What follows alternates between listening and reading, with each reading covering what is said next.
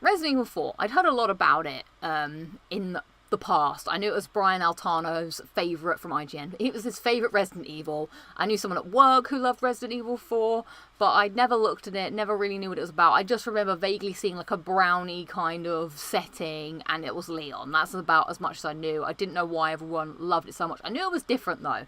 So I was interested to play it, and thank you to Vault Boy Steve who kindly sent me the game so I could play it on my journey to play all of the Resident Evils. So I started off the game, and it was wildly different to anything that I really was expecting. Firstly, the controls were quite an obstacle. I'm quite pleased at the fact that now I pick up the game and I'm very much back into it. Like, I struggled a lot. In that first hour, I thought I'd made a mistake. Because I had the amount of concentration that I had to do in order to just move the camera and shoot. I felt quite sick. So I'm very glad that I was able to get past that, and I was able to continue playing the game, and obviously see it through to the end. So that was my first thing. Also, the game was very different from other Resident Evils, which I didn't realise. Like, in fact, if this wasn't called Resident Evil, I would never have even said it was a Resident Evil game. This could be called something totally different. The only thing that seems to be, that relates to the game, is the fact that there's zombies, but not really in the traditional sense. The zombies are quite different.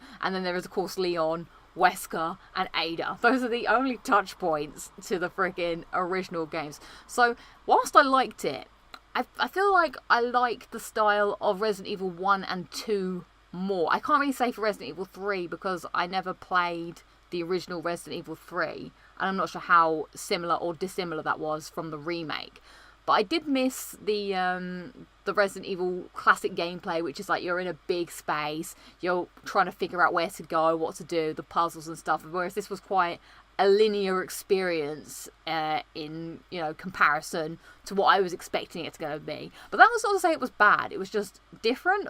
And there was, I know that looking back, so I really enjoyed the first part that we played together.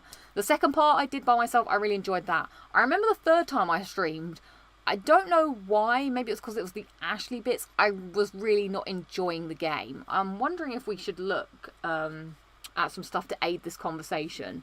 So I think it was the mansion, we got to almost the mansion stuff, maybe because it was starting to feel like it was a bit repetitive. Like, the village isn't exactly a very exciting or interesting location to be at. Also, the lack of zombies until they turned into parasites, that is. I don't think I got into the story that much, but yeah, I remember very much distinctly being like, I don't really like this game. It's not really going anywhere. I think I was put off by the Ashley escort, and I was slightly worried that most of the game was going to be an escort mission, which thankfully it wasn't. There was only 2 real big chunks that were an escort mission. So after that, we did the next stream. So I think we're on stream number 4 now, and that's where things started to pick up, and I think I enjoyed the change of setting. It was when you go to the big castle place. I thought that was much more interesting. There was all of the new enemies, I don't know what you call them. They're kind of like they're not really monks, are they? They were all the Illuminates or something. The cult. I thought that was more interesting. The enemies did get harder. We had some boss fights. I found that quite weird. So that's when things started to pick up for me. I started to enjoy it, and then once I got to that bit, I was all in. Especially as well when there was bits where what would I call, like the cuts? No, not set pieces. The set pieces, when those started happening, I was like, oh, this is cool. And one of my favourite things was seeing all of the nods. It's weird because obviously I'm playing this game behind. Obviously this is the first game to the Naughty Dog games. So in my mind, I was seeing games that I'd played and loved having nods to this game. Like, for instance, being in the truck with Ashley driving and Leon defending her, very much reminiscent of The Last of Us, where Ellie's starting the car and driving, and you as Joel are trying to protect her and fight off the zombie hordes. So that I thought was quite cool, and I was very impressed with how much this game, I could definitely tell that why people love this game so much, because if I was I think I looked up, I would have been roughly 14 or 13 when this game came out. If I wasn't a scaredy cat, I think I would have enjoyed the game, because it is something, it would have been totally different. It's pretty much a linear action adventure game, which I'm not sure I played much of those back then. I was more for, open world games. Well, you've seen my PS2 collection is pretty dire, so that would have been a breath of fresh air, and it's the type of game that I enjoy playing a lot these days. Like, obviously my favourite games are Uncharted, I like The Last of Us, blah blah blah. It's in that similar vein. The item inventory in the merchant. What did I think about that? The buying and selling. That felt quite different, I must admit. I wasn't quite used to that. But I got into it, that's how the game goes. The merchant is quite a fun character. Very random as well. What is his backstory? What is he doing? Maybe he's like... He looks like he's kind of dressed like... What are they called? The Zealots. Los Illuminatus. Okay, thank you. He looks a bit like them. Maybe he's a breakaway. Maybe he broke away from that group. But he can't leave the confines because he's still maybe got ties to them or something. Therefore, he's decided to become a merchant, help the people out, but maybe he works for nobody really. He just likes money. Maybe that's his backstory. So that was quite interesting, that was quite a change up, and you had your weapons. The inventory stuff was a bit different because it's not quite management in the same way as... you had to manage your inventory in the other games. Like your key items, for instance, they go in a separate slot to your main things, which isn't a bad thing. I mean... That was part of the gameplay of those ones, was like juggling what do you really need and what don't you need. Whereas in this, you could just keep buying bigger and bigger cases to throw all your weapons in. Which brings me to a good point of weapons. Did I like the weapons? I did like the weapons a lot. I think I could feel that the upgrading of the weapons was really helping me as the game went on. Which is why I was curious actually to play a bit of that professional mode just now. Because I wanted to see if I had just improved at the game, or if it was that the actual guns had improved, which had in turn improved me. But I felt like I could feel in that beginning bit that I wasn't as bad as I definitely was at the beginning. At least I was able to shoot people. I mean, I was running about quite a bit sporadically, therefore I wasn't great. But I feel like I can do professional, I think. I'm a little less confident now. I'm not going to get that crazy typewriter gun that I was hoping and putting my hopes and dreams on. But yeah. There was also quite a few twists and turns in the game that I quite enjoyed. I'm not sure if I enjoyed the story as much as some of the others, as much as I could say what the story is. I don't think I could tell you. Hang on, just gonna take a sip. I don't think I enjoyed the characters or the villains as much, but it was a fun ride either way. I'm not too keen on this plague thing either. That was a bit like the parasites, the zombies. They were fine. They were fine, I suppose. So yeah, I think my overall view of the game is that I really enjoyed it, and I'm really glad that I did finally come around and play it eventually. I probably wouldn't have if I hadn't had my eyes open to Resident Evil, and that would have been a shame. It would have been a shame to miss a game that seems quite a turning point in how games were made. Therefore, it seems to have... It was a... I know what I'm trying to say, but I've said too many things already. It was a turning point. Lots of people that played games seemed to like it and took ideas from it and expanded upon it and made other games. It was great. Good stuff. The Ada stuff, I wasn't really feeling that when we streamed it last week. Partly because of the technical issues pissed me off. But playing it this week, there were some cool moments in it that I really enjoyed. So let's have a look now at... if you look at the trophies, hang on, let me just get the list up. We can maybe go... Is this paused? Oh god, it hasn't paused it. Let's do a review. Not that I've got all the trophies yet, we've pretty much got all of them. On my thoughts on the trophy list. Resident Evil 4. Come we now on a journey through time and space to the world of the internet. The internet, come with me to the internet. Can you see, or are you zoomed? No, you're super zoomed in. How do I make that not happen? I did that for something else, and now it's like always doing it. Transformation. Ah, here we go. I've got it back. I brought it back. That's all we need to see, really. That's all we need to see. Okay, so that has opened up in a new tab. Let's have a look. So we've only got 1, 2, 3, 4, 5, 6, 7, 8, 9, 10, 11, 12. 12 trophies, and as we all know, no platinum, sadly. So the trophies were pretty much standard, to be honest. A lot of them came from just playing the game, which was quite nice. I don't really feel like I had to go out of my way to get many, bar one. There was that one trophy that was for summoning the lake thing. That was quite fun, especially when I didn't know what was going to happen, and everyone in the chat was like, don't forget to shoot the water. I mean, that's pretty straightforward. Of course, the bottle cap trophy, that was annoying. I I honestly didn't think I was going to get this trophy. I didn't quite understand it for a long time either. Yeah, that was weird for a Resident Evil game to have suddenly like this shooting range game. That was bizarre. So, as you all saw from the stream, if you watched it, the shooting range did cause me some bother, as I found it quite different. All of a sudden, like, you're playing the game and things are moving, things are happening, then you're just stuck, standing there having to shoot things and try and get a score that I couldn't see. I have a feeling that some of my scores were off of the board in terms of what I could see on my TV, so that might have made it harder. But what I ended up doing in order to get this trophy, oh yes, it's saying it here, so practice for a start, and then I started to read actually what the numbers were. I was doing it with the pistol and just trying to shoot that way, but I instead changed to the TMP, and I used the control setting 3, which meant to play the game, you had to hold R1 and then you just pressed square to shoot. So with the TMP, that stopped you from like spraying your guns everywhere, your bullets, because if you're using the back, it's very hard to press the trigger down once and just have one bullet from the TMP fly out.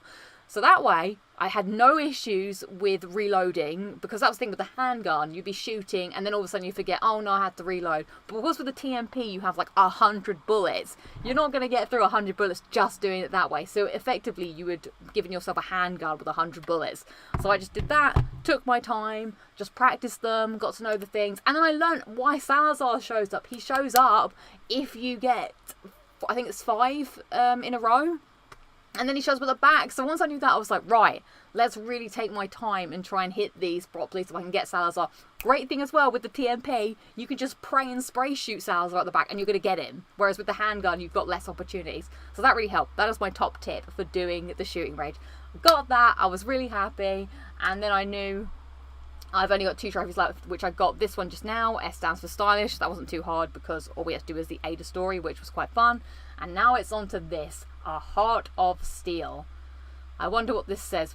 Is this going to give me any advice? The hardest difficulty is called Professional and is unlocked after completing the game once. Unfortunately, you can't do it on New Game Plus. Oh, that's how I would have carried over my monies. So you have to start a new game on a different save file. Professional isn't as brutal as many games' toughest difficulties, but it can be quite challenging at times. Here are some tips. I need tips. Okay. Make sure you have special set 2 on, so that Ashley has the knight armor, so it'll make her invincible. I think that will definitely help me decrease my stress, because the Ashley part's my least favourite part of the game. Then I can get Ashley to do things, and it won't be as annoying. That'll be great. She is also unable to be carried away. Oh, so I won't have to hear, Leon, help me! Enemies are more aggressive, yeah, I noticed that. 3 or 4 hits will take you down. What? Fortunately, the QTEs are no worse than normal, thank God. Alright, I should probably use my flash grenades more. Conserve supplies by running past enemies and using the knife when you have the chance. I guess I'll have to try and do that a bit more. Collect. I need to learn about the treasures. I thought this treasure... Okay, I will say this about the game. The treasures was dumb. Like, everyone was like, oh, don't sell this, don't sell that. How was I supposed to know what you're supposed to sell? If you guys weren't there helping me, I would have had no idea what goes where. I still had a bunch of things at the end of the game for Ada's stuff that I didn't sell because I wasn't too sure when I would have everything and when I didn't. So I'm kind of... Do I need to look up the treasures, I'm now thinking, to make sure I'm making maximum money? I don't know. Maybe I will think about that. Rocket launcher is almost unnecessary for the boss fights. Consider it before Salazar, use 3, and who's Verdo? Don't know who that is. Another really tough part of the game is the double gator room in the castle. Gator, I can't remember that. The room carrying 2 gators, large enemy with giant claw. Oh, I hated that bit. Focus on obtaining and upgrading your chosen handgun as soon as possible. You'll want to purchase the semi-auto rifle. Yeah. The striker. So I guess I've got to pick my weapons wisely and then save as often as you can. Don't be afraid to reload either. Once you complete the Professional, I'm not playing the game after this. And then that is a 16.30 ultra rare. Interesting. So, not a very exciting trophy list, but one I still would like to. I hope I can finish it and get it just to get that 100%, and hopefully. Oh no, I like the Resident Evil games. They're fun, but it is a shame there's no Plat, and I'm very much looking forward to Resident Evil 4 Remake, which is apparently on the cards to happen. So other than that, I think that is everything I can think about to review the game. I think we touched on the gameplay, we touched on the combat, we touched on the story, we touched on the trophies. I don't think there's anything else. Does anybody in the chat have any questions before we wrap up my review? Because I'm going to probably cut this section out and upload it for those... gosh, my hair's pretty awful. For those so inclined to watch the rest of it. Weak trophy list indeed, says Blackbeard. Vertigo was his right-hand man. Oh, okay. I thought that was the other game. Lucy, read the description of the treasure, and it says properly it was a set on something. Oh, okay. So if the treasure says it was set on something, then don't sell. But how do I know when that time has passed that I'll never be able to sell the treasure? That's the one bit I wasn't too sure about. But yeah, I'm hopeful that I've improved on my skills and that I'll be able to play the game. Oh, that is one other thing that I wanted to say about the game. It felt very old in terms of the game was very much you do something and you die and you learn from death a lot. Like a lot of the times I would go into a section and I wasn't too clear on what to do, but then you would just die. And then I guess I was like, oh, okay, I guess I now know that kills me, so I should probably do something about it. For instance, the truck things. Like, a lot of people in the chat would be like, you have to shoot the truck, you have to shoot the truck. But, of course, if I was showing up to that section for the first time, I didn't really know you had to shoot the truck, so I shot the guy, and then I still died. And I was like, what? So, obviously, that's just the fact that the game is old. That's not really a criticism, but I could tell that's like the old school way of, like, games were made. It did remind me. I did feel very much like I was playing a PS2 game. And because of that reason, it was like, go into a room, figure it out. If you die, that's just the way it is. You got to do it again. And I could definitely see this game being that's the type of game it is. You would want to play it as a kid over and over because you want to get good, you want to get better at it. You've only got a certain amount of games per year to play, so this would have been perfect. I would have sunk so many hours into this game, especially without the internet or not knowing how to do stuff. You would have been sitting in front of that TV trying to figure out the stuff. Oh yeah, there wasn't that many puzzles in this game either. I'm not sure if I like the puzzles or not. I like the ones where it's like, I don't know. So, let's see. Any questions or advice would be helpful to wrap up this end of the video and the stream.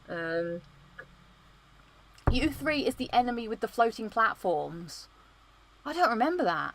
You can totally do it. Thank you, thank you. Which Resident Evil did you play first? 1 or 2, says Jose. I played Resident Evil 2 Remake first. If I was going to rank the Resident Evil games, the ones I've played so far, I'm going to say 2 Remake, 1 HD, Resident Evil 4, then Resident Evil 3. It's not my favourite Resident Evil, but I did like it a lot. But not as much. I didn't feel as addicted to this one, and I liked the gameplay loop more of the original Resident Evils. And I'm kind of sad that I get it. This definitely seems like a turning point in the Resident Evil games, that they sort of went into this direction. And I'd like one day for them to return to, because I know that now it's very much first person, and it's still very linear. But I would like them to return to third person, some cool characters that you get to know and love, a nice open space to explore and get to know and figure it out. Because nothing made me happier than going around the mansion or the police station and being like, right, I've got these items, I need to get point A to point B, and there was like a proper strategy involved. That's what I missed. I missed the strategy. Well, I guess when you're going from point A to B, there's less strategy. Let's see what people are saying. Thanks for the trip down memory lane. I played it when it first came out. Will you be playing any other older games? Maybe. This was quite a fun experiment. Are you doing a lockdown stream this week? Yes, I am. Let's see. You go through a door every time there is a checkpoint. Check the map all the time. Thank you. Will you ever play the original PS1 Resident Evils, do you think? I'm not sure, because it depends. I like to play at least one Resident Evil a year.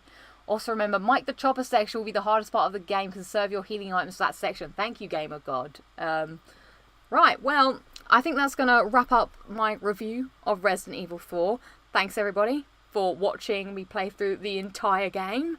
From start to finish. It's been quite a fun adventure doing an entire live stream of a game. It's not something I've done before. I think it's a bit easier than doing a Let's Play, because I liked having you guys there as the chat sort of to bounce off of, to get some backstory or some ideas, and definitely a lot of help. You guys really helped me through many sections of the game. So maybe I'll do this again sometime. I think I might take a break from streaming a game for now. I might just do like jumping into a game next month or something. And then when I feel like a game is deserved of a full playthrough, we'll come back and do this again sometime. Have you ever considered playing The Evil Within? No. Maybe that could be next. The next full gameplay stream could be an Evil Within, because people keep telling me to play it. But I'm too scared. I don't know. It seems weird. Anyway, that is the end of this review. Thank you so much for watching. Thank you so much for the help. Thank you so much for being here for every step of the Resident Evil way. Hopefully I can update you and I can get the professional playthrough trophy. Here's hoping. Alright, thank you for watching. Goodbye.